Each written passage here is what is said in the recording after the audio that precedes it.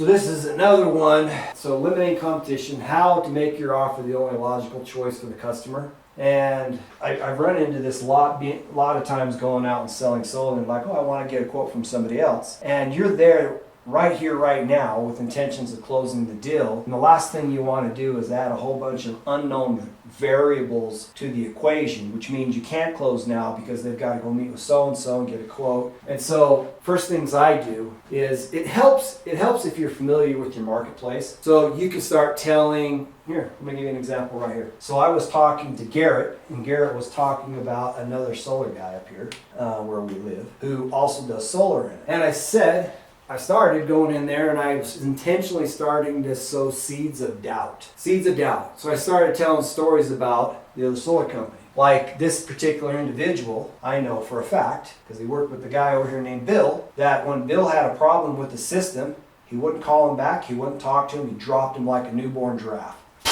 Did not care. It's like, hey, my batteries don't work. I don't care.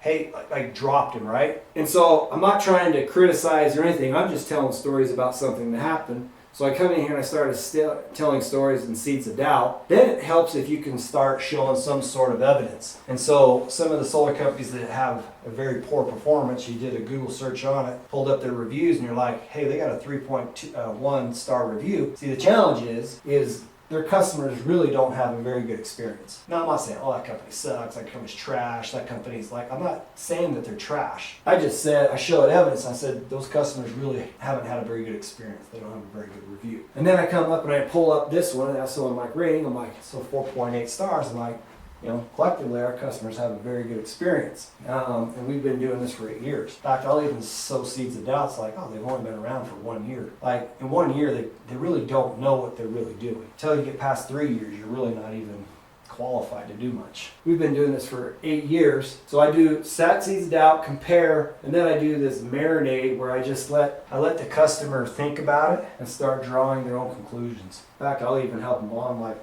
I mean, does this make sense? You see what I mean? And what I want them to do is I want them to start making doing a tally in their head. Okay, it makes sense. So then they can say, okay, yeah, you're right. Let's move forward. I've done that a lot of times. We had one where, so I was with Tyson and we were closing this deal. And the customer's like, hey, my friend also is getting solar right now. And so he called up his friend and he said, hey, he says, I'm buying solar right now. And the one guy was getting 18 panels and with us he was getting 16 panels. And he's like, hey, he goes, why are you charging me so much? And I'm like, well, it's kind of hard to be able to answer that question until we understand what your friend is actually getting. And so he's like, okay. So then his friend came over to the house and then we got the other solar company on the phone. We called them up and we asked for information on it. And then we found out what panels they were using, what inverters they were using. We found it out.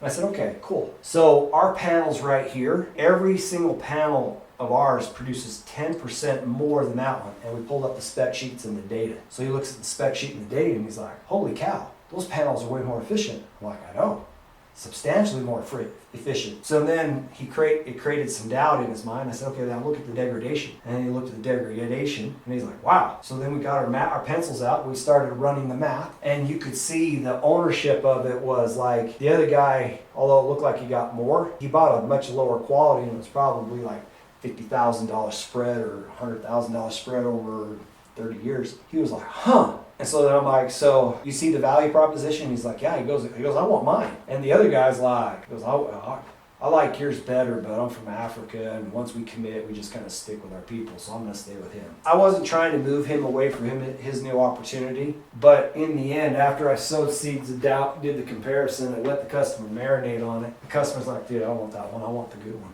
And snap, we closed it right then and there. But literally, weirdest thing I ever had. The other customer came to the house. Now I got 2 customers in the house and we got the solar rep on the phone where he had a chance to do his pitch and he came out and disclosed exactly what it was because they weren't disclosing what they were providing. And after they disclosed it, seeds of doubt, compare, marinate, close.